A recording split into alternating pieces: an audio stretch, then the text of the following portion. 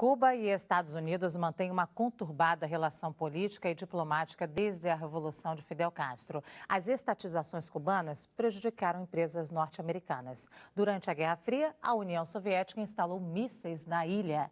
Em represália à política cubana, os Estados Unidos impuseram um embargo econômico que dura mais de 50 anos. A relação melhorou nos últimos tempos, mas ainda não foi normalizada. A ilha de Cuba está a apenas 145 quilômetros de distância da costa dos Estados Unidos. No fim do século XIX, além da proximidade geográfica, havia uma afinidade política entre os dois países. Os norte-americanos ajudaram Cuba na luta pela independência da Espanha. Na verdade, eles queriam substituir os espanhóis no domínio sobre a ilha. Depois da vitória, conseguiram impor uma emenda à Constituição cubana, a Emenda Platt, que permitia a eles intervir em assuntos internos da ilha e só foi revogada em 1934. Os Estados Unidos também instalaram no território uma base militar, a base de Guantánamo, mantida até hoje como uma prisão militar. Os norte-americanos eram grandes compradores de açúcar e tabaco, produzidos em território cubano. Desde a expulsão dos espanhóis, os norte-americanos ou nomeavam diretamente o governante da ilha ou apoiavam governos submissos.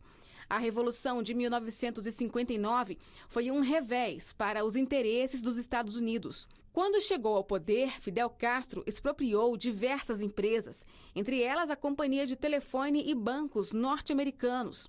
Em represália, o governo dos Estados Unidos deixou de comprar açúcar e rompeu as relações diplomáticas com a ilha. Em 1961, as forças de Fidel enfrentaram um confronto de 3 dias contra os cubanos exilados, treinados pelos norte-americanos, que invadiram a ilha pela Baía dos Porcos. Morreram mais de 100 combatentes de cada lado. Fidel comemorou a vitória como a primeira contra o que dizia ser o imperialismo dos Estados Unidos. Fortalecido, o líder cubano conquistou mais popularidade e tentou promover a revolução na África. Enviou soldados cubanos para Angola e Etiópia. Durante a Guerra Fria, Fidel se aliou à União Soviética e Cuba passou a fazer parte do Conselho para Assistência Econômica Mútua, o Comecon, bloco de integração dos países socialistas. Só então, Fidel declarou a ilha comunista. Com o rumo da política cubana, os Estados Unidos endureceram ainda mais a política comercial ao decretar um bloqueio de comércio de produtos e serviços com a ilha. A mais grave crise entre Cuba e Estados Unidos aconteceu em outubro de 1962, quando aviões de reconhecimento norte-americanos descobriram mísseis soviéticos na ilha. O mundo temeu uma guerra nuclear.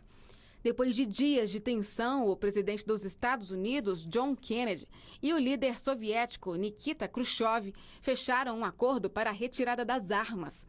Em contrapartida, Kennedy prometeu não invadir Cuba e Fidel Castro se tornou o inimigo número 1 da diplomacia dos Estados Unidos. Ninguna outra poderá venir nadie a inspeccionar nosso país.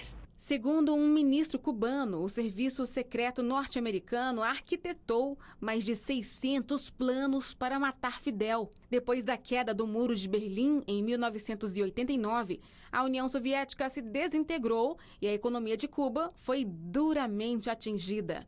Os países socialistas compravam perto de 80% das exportações cubanas e participavam de 85% das importações. Sem mercado consumidor para os produtos e com a queda do fornecimento de petróleo, a Ilha da Revolução passou a enfrentar graves problemas econômicos.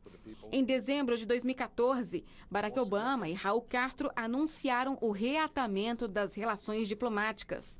Embaixadas foram abertas nas 2 capitais e Obama fez uma visita histórica a Cuba em 2016. Foram suspensas restrições a viagens e ao intercâmbio de produtos. Mas, apesar dos pedidos do presidente norte-americano, o embargo só pode ser definitivamente suspenso pelo Congresso dos Estados Unidos.